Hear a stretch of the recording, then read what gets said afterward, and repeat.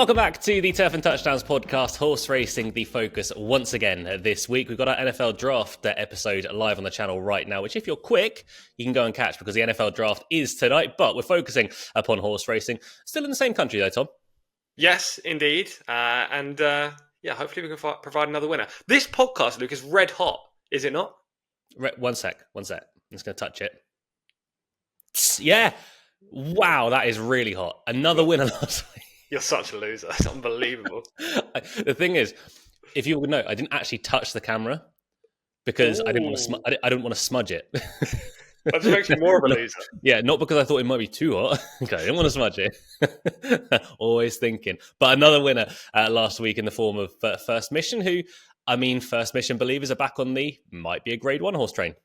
Well, I think he could be, that performance last week. There he is. It was a clear career best. This horse has so much upside. It'll be interesting to see where they land next. I don't know if they're going to the Stephen Foster, maybe? I did read something, but I can't remember.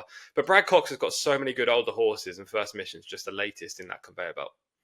He is. He looks a good horse. We've said that before in his career, but hopefully this time it is for real. We are on the road to 1,000 subscribers. We're almost at 600, so we're getting there. We're 3 away as we stand right now, as I'm speaking, from 600. So come on, people. Sort it out. Click the button. All I'm saying is, Tom, it's not our fault. It's not our fault. It's the people's fault. It's the people's fault. We've got like 80% of you that watch this podcast that just don't subscribe. The thing is, if we weren't providing winners, then I can understand it. You're looking at it going, well, these guys are okay, but, they're not helping the bank balance. We're providing winners. Whack the subscribe button, please. And we're moderately handsome. Mm. And one of us is good at golf. Me. Correct. Well, we haven't done a podcast since we played golf, Tom. We don't need to. That was a victory sip, by the way. That was a victory sip because all you doubters last week that said that Tom Collins will win, did not happen. I am the most aesthetically athletic, but you are the most talented when it comes to golf, yes. All right. Okay, moving on from that lie. We have got the Kentucky Derby, Kentucky Oaks to look forward to as well. That will be next week. We'll also be doing another NFL podcast on a recap of the draft, and then sort of bi-weekly we'll be heading more into NFL stuff throughout the season. And if you go to our NFL draft video right now, if you're very quick, there is a chance to get into the Listener League, which we will be releasing in the very next podcast. But I actually, Tom, I found out some trivia last night. Go on. And I know that you appreciate it when I do this. Oh. You know how like every country has a national animal? Yes. So, like, England is a lion, because that makes sense.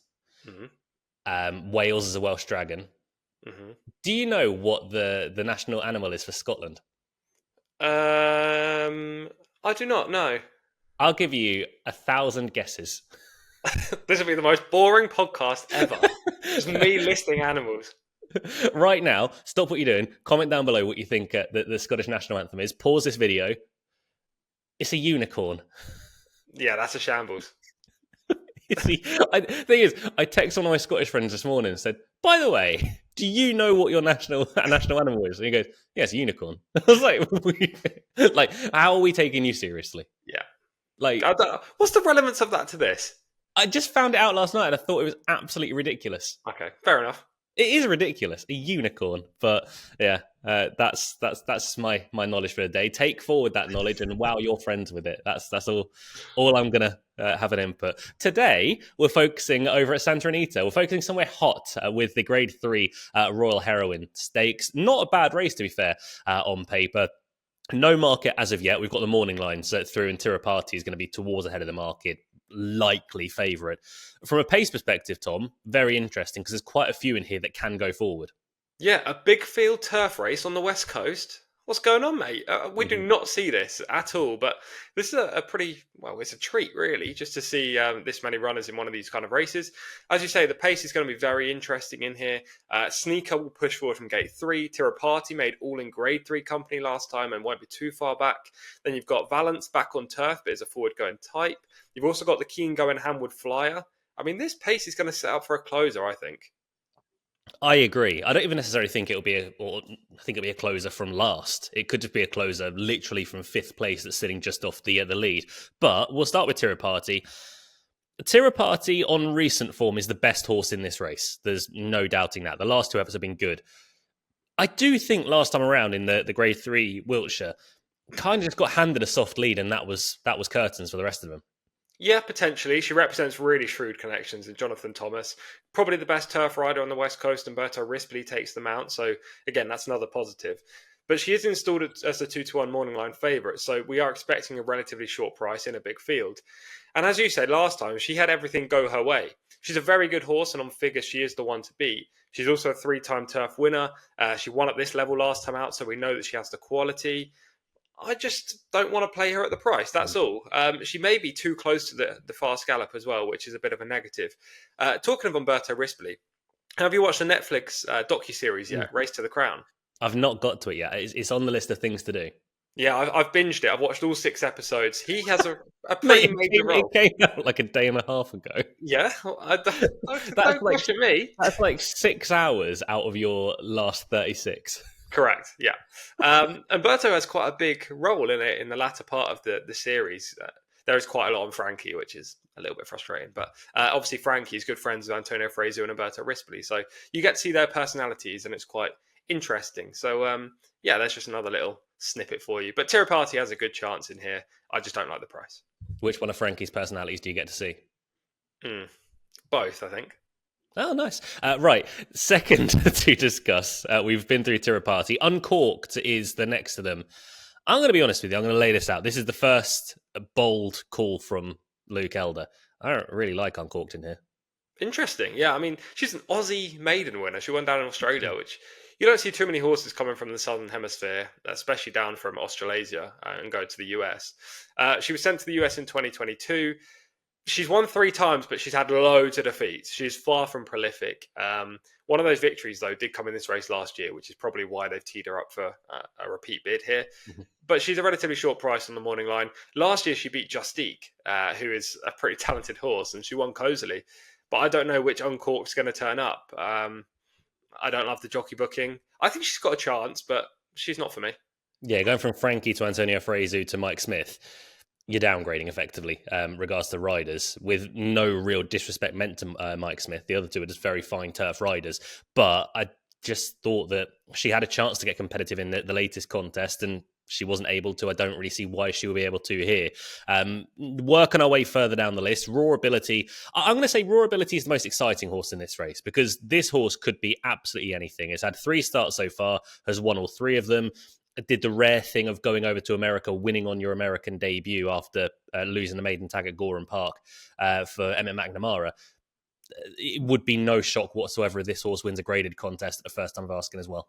Yeah, I thought she looked really good actually on the US debut. And then last time, look, she did it well, but she was in the prime position throughout. I actually thought her first run in the US was better than the most recent start, albeit figures probably don't agree with that.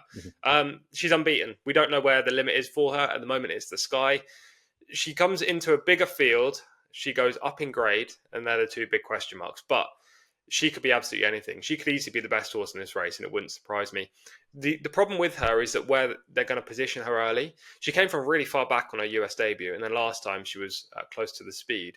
She draws inside. I think they're going to kind of sit mid-div and hope for a rail skimming ride with her. Maybe they ride for luck. Who knows? But I think she's got a major chance in her. Yeah, she did beat Sariha last time around. Sariha's a pretty decent yardstick in races like this. Son of Hill was also in there as well, who obviously we're seeing reoppose in this spot. But I do think Raw Ability has got a big chance. But like I say, needs to step forward and needs to find a little bit more. Public Assembly is the horse just drawn on the inside. Raw Ability's in 2. Public Assembly in stall 1. Again, another horse who is just getting the hang of things, but I wouldn't love horses that have left Chad Brown, but to be fair, Public Assembly handled the debut away from Chad Brown last time nicely. I completely agree with that, but this horse may be an exception. She has a similar profile to Raw Ability, actually. Okay, maybe she hasn't won all of her starts, and she hasn't got that unlimited upside, but she's only had the 5 outings. She is still unexposed. And for Chad Brown, she ran to a fairly high level. She's moved to Phil D'Amato, which is a great move, because D'Amato's the best West Coast turf trainer. Brown's the best East Coast turf trainer, so it's not a downgrade there. I thought last time she was very good, and I love the jockey booking of Fraser. The fact he's on this horse and not Uncorked, to me, that's a big positive considering he rode Uncorked to win this race last year. I don't love the inside draw, but she's a deep closer. She'll probably be in the last 3 or 4 in the early stages.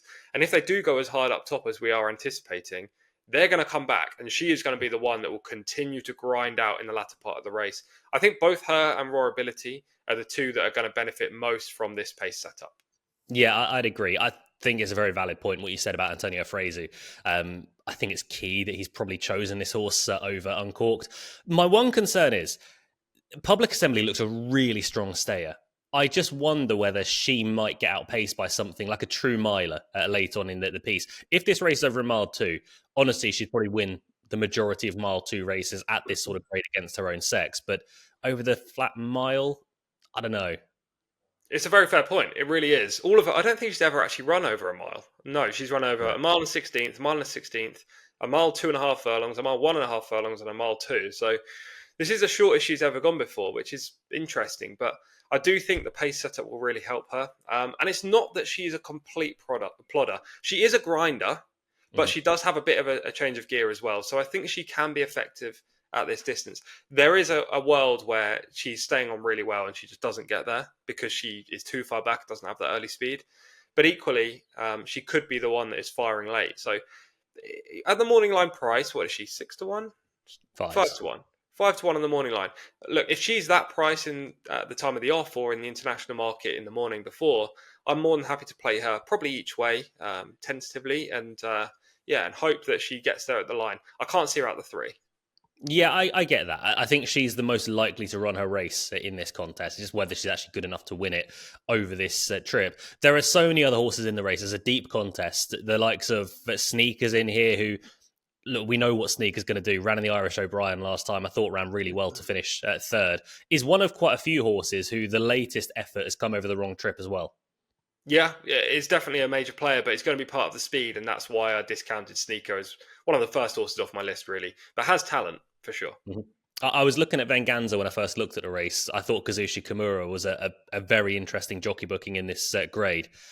I just feel that Venganza's had the chance to really take the next step, and I know she's been running it over sort of 6.5 furlongs, but every time we've seen her over a mile or in excess of a mile, she hasn't stayed. No, exactly that. Completely agree. She is a non-stayer. She will not get home here. Yeah, Kazushi Kimura on board once again.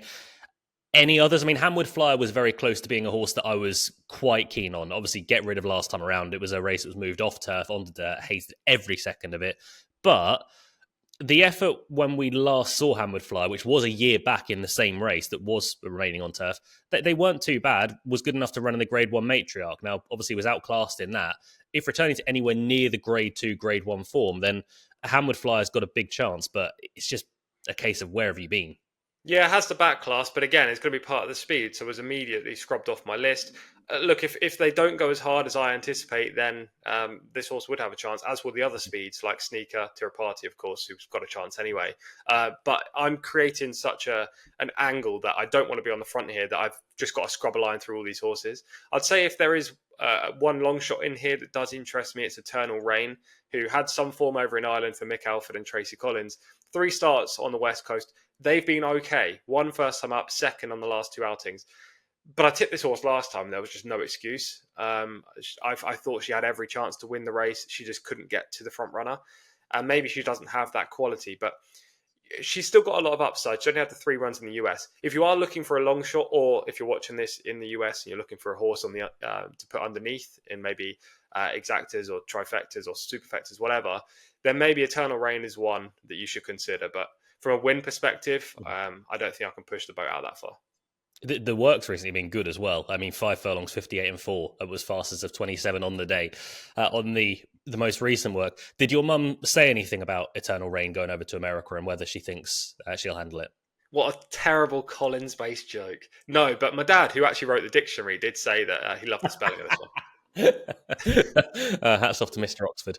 Right, let's dive into Americans watching this might be thinking, "What was that joke? I lost that one." But it wasn't funny. There we go. We'll move on. But let's go into selections. Yours is on the morning line, marginally bigger price, so I'll allow you to go first. Yeah, Public Assembly is going to be my pick, if you hadn't gathered. I do actually think this is between Public Assembly and Raw Ability when it comes to a bet. Tirupati obviously has logical claims, but she's going to be short enough. Public Assembly and Raw Ability, similar kind of horse. Both will stay, both will quicken up, and both will be there at the finish. Just sided with Public Assembly, slightly bigger price, second up on the West Coast, and I love the jockey booking there. I'm going to take the upside with Raw Ability, who's 9-2 on the morning line, so only half a point shorter than Tom's selection. Honestly, when Raw Ability first went over to America, I was thinking, really? You're going to take a daughter of Bilardo to California? Bilardo's wants softer ground, but hasn't mattered one iota to Raw Ability. Seemingly handles this ground absolutely fine. Is unbeaten as well. The upside is very much there. One that the debut at Gorham Park looked impressive at a massive, massive number. Went off 40-1 that day. Went to Del Mar first time up, and I thought it was a sparkling performance to go past Paradise Lake and Lottery, who were good horses on the first US start, and then backed it up last time around by being ridden differently, but still managing to win and beat a horse called Sariha, who is a useful individual, and Son of Hill was in there as well, who is also reopposing this weekend. So I think Raw Ability's got a big chance. Honestly, I think this is a tough race, Tom, to work your way through. You could have guys in the comments, and please leave your comment with who you like. You could almost mention 7 or 8 of them and you'd be thinking, yeah, fair enough. Yeah, we are both kind of in the same boat here insofar as how we've looked at this race, and also the fact that we both need luck in running because we're on closers and we're drawn inside. So we're kind of riding with the gods, but hopefully we can provide another winner. Yeah, as Luke said, do leave your comments down below with who you like. We do like to see an array of who our viewers think is the right horse in this race. And also, as we mentioned at the top, please do subscribe. Next week, Luke, big week for the podcast. Kentucky Oaks, Kentucky Derby, we will be putting our sovereignty credentials on the line. I enjoyed the email we had at Sky the other night where someone said that I was the founder of the Sovereignty fan club. I'm still which is true because I would do that. You're not talking, it's me. I did it. I did it. It's my terrible bloke. Yeah. But we're looking forward to it either way because Sovereignty, was it 33s you put him up at? Yes, yeah, in October, yeah.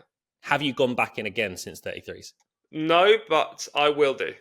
Well, that's more silly. on that next week. You should have got the better prices. I've got 33s, mate. Do it again. But we will be hiding behind the sofa when the draw comes out because we don't want to be drawn low towards the inside. But we will be, I think we're recording literally straight after the draw or near enough. Yeah, next Tuesday. So, well, this is kind of being recorded on Thursday. You'll be able to see this Thursday evening. If you are watching this Thursday, Friday, Saturday, as I say, subscribe or come back on the channel if you don't want to subscribe for some unknown weird reason. Next Tuesday, we'll have an Oaks video, a Derby video, and then later in the week, we'll publish an NFL one too. But yeah, we are going to record it straight after the draw. And we are obviously mentioning Sovereignty this, Sovereignty that. But the draw is such a huge factor. We will still be with Sovereignty regardless of even if he draws the inside post. But there will be probably another play or maybe 2 plays from us as well. Yeah, if Sovereignty does draw 1, we're all going to get some ice cream. And we're just going to cry together. Yeah. Because that would be a nightmare. Horrific. Yeah, but that's next week. This week, we're happy over at Santa Anita. That's our look at the Grade 3 Royal Heroine Stakes. Thank you very much for watching. Please subscribe, leave a comment down below, leave a like. Tell all your friends about the Turf and Touchdowns podcast as well. And next week, we'll be giving away our Listener League position in our NFL video. But until we get to speak to you guys next week, enjoy this week's racing, enjoy the NFL draft, stay safe, look after one another. Goodbye.